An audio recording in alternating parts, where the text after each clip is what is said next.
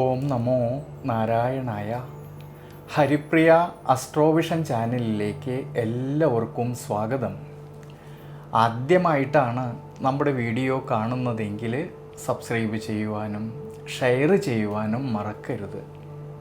കൂടാതെ ജാതക സംബന്ധമായിട്ട് എന്തെങ്കിലും സംശയം തോന്നുന്ന പക്ഷം എൻ്റെ ഈ വാട്സപ്പ് നമ്പറിൽ ബന്ധപ്പെടും. ഞാനിവിടെ പറയുന്നത് പൂരാടം നക്ഷത്രത്തിൽ ജനിച്ചവരുടെ ഫെബ്രുവരി മാസത്തെ ഗുണദോഷ ഫലങ്ങളെക്കുറിച്ചാണ്.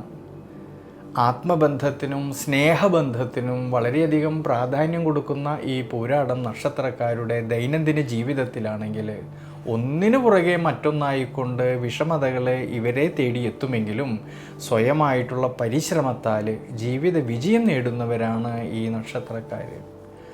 പൊതുവേ ഈ നക്ഷത്രക്കാർക്ക് ഈ ഫെബ്രുവരി മാസത്തിൽ കണ്ടകശനിയുടേതായിട്ടുള്ള ഒരു സ്വാധീന ശക്തി നിലനിൽക്കുന്നതായിട്ടുള്ളൊരു സമയമാണെങ്കിലും ജന്മരാശ്യാധിപനും സുഖനാഥനുമായിരിക്കുന്നതായ വ്യാഴം നിവൃത്തി സ്ഥാനത്ത് നിന്നുകൊണ്ട് ജന്മരാശിയിലേക്ക് നോക്കുന്നതിനാൽ ആരോഗ്യസ്ഥിതി പൊതുവേ തൃപ്തികരമായിട്ട് കാണുന്ന സമയമാണ് ഈ ഫെബ്രുവരി മാസത്തിൽ. എന്നാലോ യാത്രകളിലും ഡ്രൈവിങ്ങിലും കൂടുതലും ശ്രദ്ധ വേണം. അതുകൊണ്ട് അനാവശ്യമായിട്ട് വരുന്നതായ യാത്രകളെ കഴിവതും ഒഴിവാക്കുന്നത് വളരെ നല്ലതാണ് ഈ ഒരു സമയങ്ങളിൽ.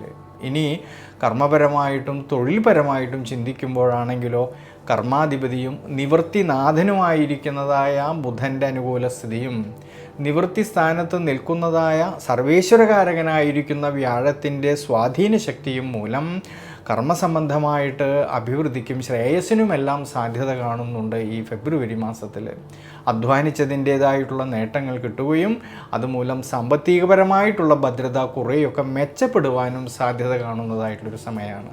ഇനി വിദ്യാർത്ഥികൾക്കാണെങ്കിൽ വളരെ അനുകൂലമായിട്ടുള്ളൊരു സമയമാണ്. പഠനത്തിൽ കൂടുതൽ ശ്രദ്ധ കേന്ദ്രീകരിക്കുവാനും ഏത് മേഖലകളിലാണോ വിദ്യാർത്ഥികൾ കൂടുതൽ ശ്രദ്ധ കേന്ദ്രീകരിക്കുന്നത് അവിടെ മികച്ച പ്രകടനം കാഴ്ചവെക്കാൻ കഴിയുന്നതായിട്ടൊരു സമയമാണ് ഈ ഫെബ്രുവരി മാസത്തിൽ.